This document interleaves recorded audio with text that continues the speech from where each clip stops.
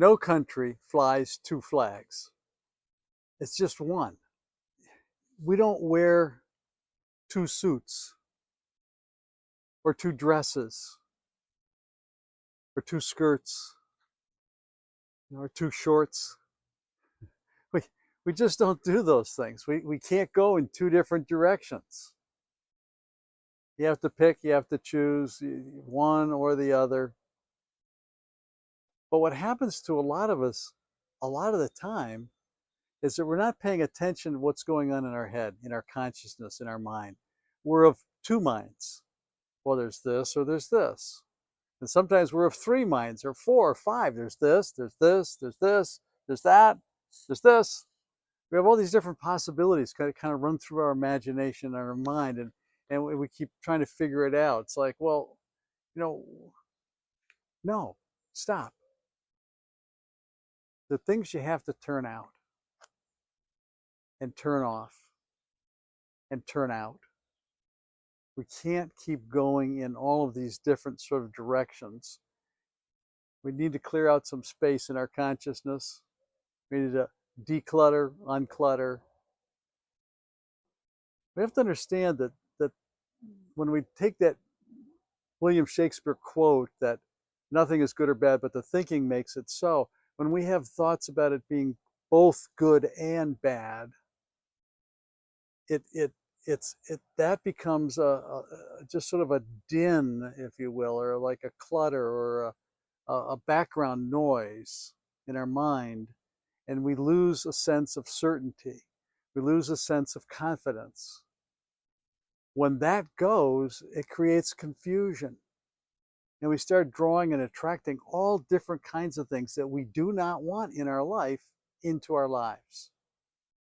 So, what's prompted this conversation to sort of go into it a little deeper is yesterday, a couple of my clients called, and both of them, same issue, uh, looking at it in a different way. But the stories that were running around in the background, and we're always about changing and shifting the narrative so you can change and shift your life, were caused by this factor of having too many things. There's a kind of a clutteredness in the thinking of looking at negative stuff in their lives. And our thoughts are like magnets. It's like when you're on the good page, you're on the good stuff, it's drawing good stuff. When you're on the negative page, it's drawing bad stuff. And then when you kind of put the two together and you're not really clear kind of where you are, it just starts to draw everything.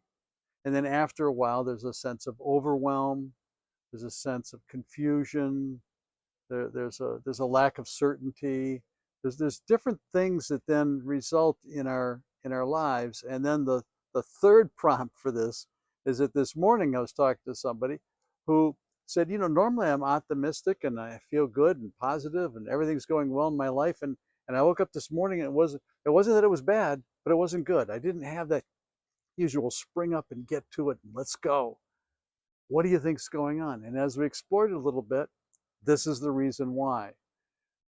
Had some negative conversations yesterday, was recalling some stuff out of his life in the past that wasn't good. And I said, so what did you do with that? Did you just kind of, just like a memory, and you just sort of let it hang there? And he said, well, I didn't think I did, but yes, I guess I did. And that brought up some feelings. I didn't pay attention to the feelings. And while we talk a lot on this channel about feelings are just feelings, but they influence how you respond to life, what you do with life, and where you go with life. So it's important that you recognize this stuff as it comes up and then tune it out. After you're done with it, change the station, change the channel, uh, move away from it. If it's really brought some things up, then deal with it and heal it. There's a process here for doing that, but just to remind you, you sort of focus on it, recognize where it is, where it's coming from. Take a long, slow, deep breath in and out, and ask yourself, can I release this? Can I let this go? Can I at least feel neutral about it?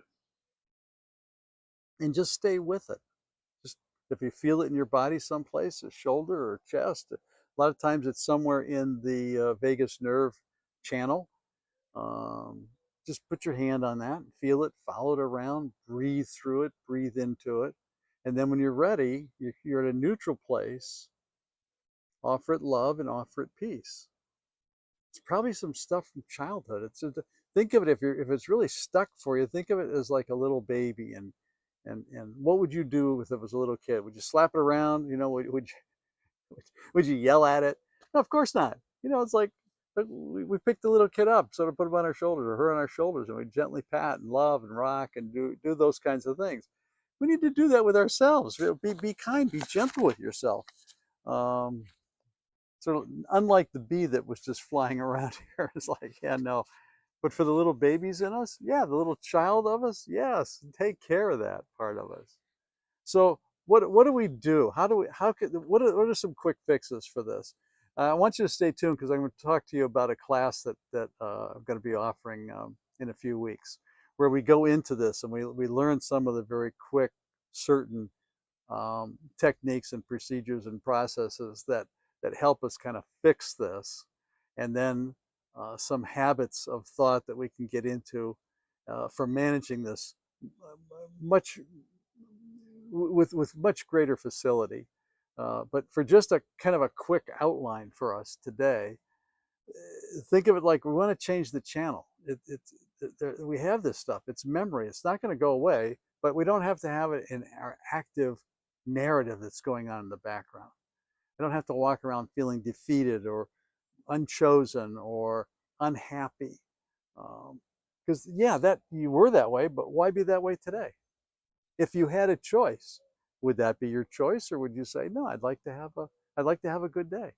So this is more on how do we do that? How do we shift those negative magnets that are pulling stuff into our life and just kind of constantly repeating past failures and over again telling ourselves that story?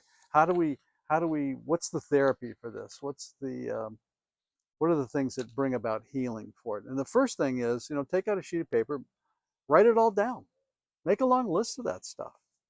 It's not pleasant. I agree. It's not pleasant. It's like you start thinking about, oh, what are my fears? What are my taboos? What are the negative things? What are the little tiny small thoughts we have about ourselves and other people? What are the superstitions? What are your uncertainties? What are your doubts? What are your despairs? What are the forebodings? What are the prohibitions? Hurts, insults, injuries, criticisms, self-pityings, self-condemnations. Just bring it all up, clean it all out. If you got a storage unit someplace in your memory that you use, bring that out, open it up. This is a good time to do this. Let's just kind of clean house. Let's get rid of this stuff. Attics, basements, everything. Kind of take all that stuff out. You got it on the list. And then the second part of that is use the mirror, that same mirror that you're telling yourself I love you. Use that mirror and have a heart-to-heart conversation with yourself about this stuff. Remember, it's in the past. Yes, you experienced it. Yes, it was real. But today is the only real moment that we have. And if your ego jumps in and tries to object to it and say, well, it was the condition, it was the circumstance, it was this person's fault, that person's fault, tell that voice, that part of you, stop right there. In terms of all the different areas and activities of our life, if we think about a circle and you kind of go around the circle and you have all these different things, the one thing that's right in the middle and attached to every one of those is you.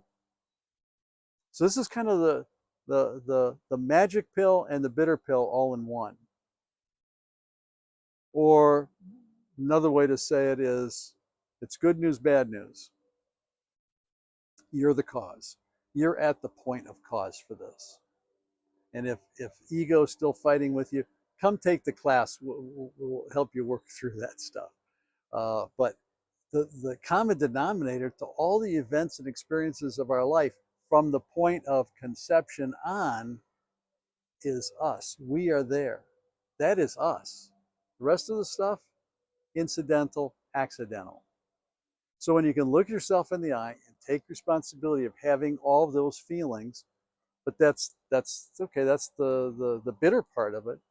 But the power part of it, the magic part of it is that when I don't give my power away and excuse all of that stuff to anything or anyone or something else, then it's me, and I don't have to continue it.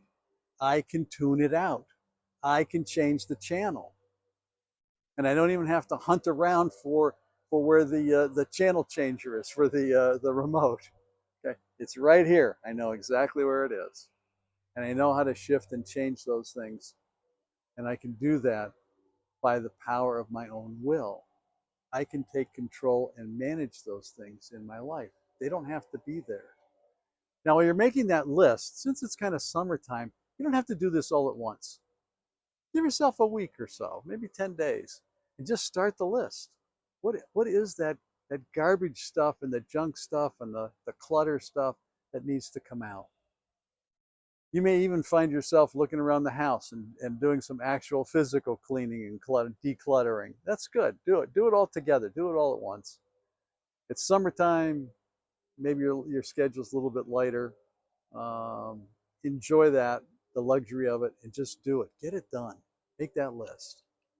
And then once you have it, do that exercise of looking in the mirror and just having that heart to heart with yourself. Tom, do you like that? Do you like that attitude? Do you like that smallness? Do you like the meanness? Do you like the reactions that you had to that event that happened? No, I don't. What's the most loving, caring, compassionate response that you can have? Use it. Do it. Change the historical event. It's a past memory. Who cares? You just, well, that didn't really happen. It did in your imagination. Make it happen now. If you could go back and redo it, would you respond and react the same way? Or would you, like that little baby, recognize what's really going on here and take care of yourself in that situation? Just go ahead and do it now.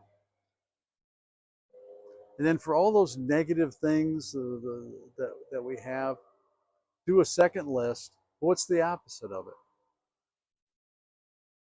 And I would say if you want the shortcut, there is a shortcut to that one. If you want the shortcut, is all that stuff, all those negative feelings and everything else, just put fear instead. Fear, fear, fear, fear, fear. That's how it translates emotionally or metaphysically for us. It's a form of fear. And the antidote to fear is always simple. Four-letter word, LOVE. It's love. Love is the answer. I know it seems kind of silly and trite. If that's what you're reacting to and how you're feeling about it, come take the class. Let's talk about it. Let's have some time on Zoom together and just kind of go through it. And I'm happy to have you argue against me, because the overwhelming evidence from ancient history, from the mystics of the past to current events, the antidote to all of that stuff, all of fear, is love. So let's talk about it. Let's do it. So that's the first one. Have that dialogue with yourself in the mirror, and point it out and talk about it. This is what we need to do. And then there's a second sort of quick thing to do, is to take the snapshot view of your life right now. List all the terrible, horrible, rotten things that are going on. Be completely honest with yourself. All the stuff that's wrong, everything else, make that list. Okay. And then on that same sheet of paper, you have to turn it over or add a couple more sheets to it, fine. List absolutely everything that's going right in your life. And start with the fact that you woke up this morning. You've been awake long enough to see this video. So, something to be grateful for. And then from there, list everything else that's right in your life. Did you have clean water? Did the humidity break? It did here. It's beautiful. Did you have something to eat today? Did you have a choice whether to eat today or not? Now, I know there's food insecurity and food insufficiency in the world, and if you are there, then in terms of Maslow's hierarchy of need, you're in the basic areas, and if that's where you are, then some of this needs to be postponed for a minute, and you need to kind of work from the ground up. How do you take responsibility for yourself to supply for your basic needs? But as you go up that list, we're talking about need for love, to give and to receive, and for a sense of esteem and purpose and contribution to life. Now we're into this getting rid of the junk and the clutter and the garbage of emotions and coming back to love. Because the most powerful way, the most wonderful and awesome thing that you can do for another person, of course, is to love them. And what is it that we all want? We all want to be loved, seen, heard, accepted, hopefully. That's our basic, our true basic need. The other little things generally are taken care of. I hope that you have a place to sleep tonight. I hope you have some people in your life who love you. And I understand love's not perfect. It's conditional. It's you know, as hard as I try to think about I'm going to be an unconditional lover, I'm getting better. I'm sliding the scale to a little bit more than all kinds of conditions, situations, and circumstances attached to it. Lower the volume on judgments of other people. This isn't a judgment, but it is an observation. While I was walking around town today, I was just looking at how many people were smiling. I'm thinking, man, there were a lot of scowls out there, a lot of frowns. You kind of wanted to turn them upside down. Say, hey, it's okay to smile. It's okay to enjoy life. It's life is free, and it's free. You're free to enjoy it. Doesn't cost you a thing. Doesn't cost you a thing to appreciate. I have a water view just around the corner from here of the Connecticut River. And it's lovely. I go there and I just look at it, and the town of Essex is right in the harbor, and it's beautiful. And I just look at the boats and take it all in, watch the seagulls flying. We got a little nest of ducks that are down at the town dock, and it's great. It's fun. It's beautiful. I feel so blessed, so fortunate to be here. People are come here for their vacations, and I live here. It's like, oh, are you kidding me? This is wonderful. So it's finding those things, making those shifts. And I want to invite you to the to our little class. We'll do a 4 or 5 session thing. We'll maybe have a bonus day or something. But to really look at how do we make those shifts and stay with it, to have it become more of a habit of thought for us, so that when we wake up in the morning, we don't have to work quite so hard to get out of the blah, or get out of the din, or get out of that confused mind that's trying to look at two different flags or two different paths, or what am I going to wear today, and realizing you can only choose one. And for me, my hope for you is that if you're going to choose one, you choose the one where you feel blessed. You choose the one where you feel seen and heard and accepted and loved. And if you're really down, you're not feeling it, it's not happening for you, accept the fact that as a human being, from my heart to yours, I love that we're here on this planet at the same time in the same space. And I love that you're watching this and thinking about, how can I do life maybe a little bit better, make it easier on myself and the people that I live with. So come tune in, keep liking, keep subscribing if you haven't subscribed yet. Stay with it. If you're in the medical community and the helping healthcare profession community, you already know I love you, because it takes a special kind of person to do that. And for all the people whose lives you have touched, and all the people that you have made a difference in their life, let me say to you, for them, thank you. Thank you. Glad you're here. Namaste.